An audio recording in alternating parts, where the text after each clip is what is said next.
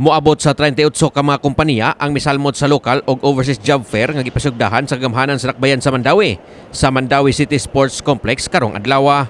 34 niini ang alang sa lokal nga pagpanarbaho, samtang upat ang alang sa overseas. Ang maong job fair gituyo aron usab mosakang employment rate, di lang sa Dakbayan kundi sa Sugbo. Matud sa Pangulo sa Public Employment Services Office Peso sa Dakbayan sa Mandawi nga si Mussolini Soliva nga ang maong job fair di lang alang sa mga Mandawihanon kundi lakip na usab sa tanang Sugboanon. Mayorya sa mga posisyon nga mahimong ka-applyan atol sa job fair mao ang mga staff o crew sa mga nagkadiang kompanya aron masiguro ang atong makaigsuonan nga ubos ang nakabot nga estado sa pagtungha, matagaan gihapon og kahigayunan nga makatrabaho. Mo kini ang labing unang job fair nga gipahigayon sa gamhanan sa Dakbayan sa Mandawi karong tuiga. Target matud pa sa gamhanan sumala ni Soliba nga makapahigayon og job fair kaupat sa usa ka tuig. Initially na mga 200 kapin, mahir, may maabot og 300 kung atong tanaw ng impact ani dako na sa giri impact. Lalim man ka mo daw 435 minimum nya sa usa ka tuig. Instead nga wa kay trabaho maglaroy karon na kay income, dako na sa impact.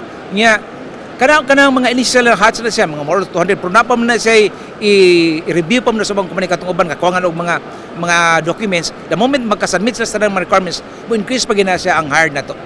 Sa to pa, kanina yung mga apply rin na adyoy mahimong hard on the spot. Yes, katong kumpleto na. Nagdaan na dag mga dokumento nga ika-support dayon. Dako kasi potential nga mahimo silang hard on the spot. Pero katong uban nga kuwangan pa na kamay na lang kuwang i-require pa ibaw sa niya nga kito sila si Konsuanso na hard to sila. Ato pa mo increase ang atong hard sa atong job fair. Usa sa namasin nga makatrabaho atol sa job fair mo ang 30 anyos nga si Jenny.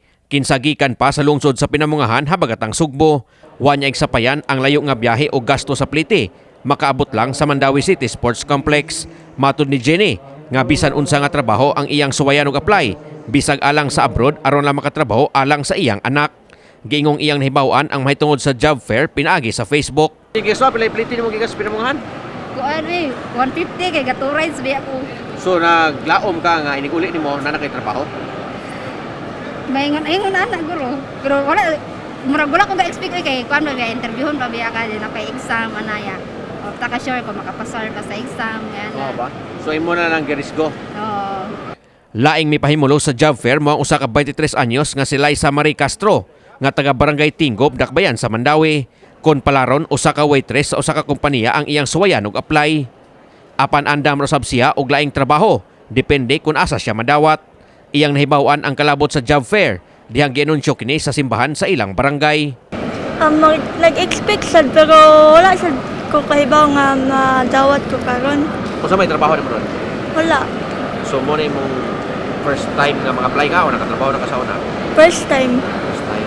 Karong umabot Mayo 1 laing job fair na usab ang pasugdahan sa Department of Labor and Employment Condoli 7 nga ipahigayon sa Robinsons Galleria. Kini si Greggy Magdadaro alang sa My TV Cebu.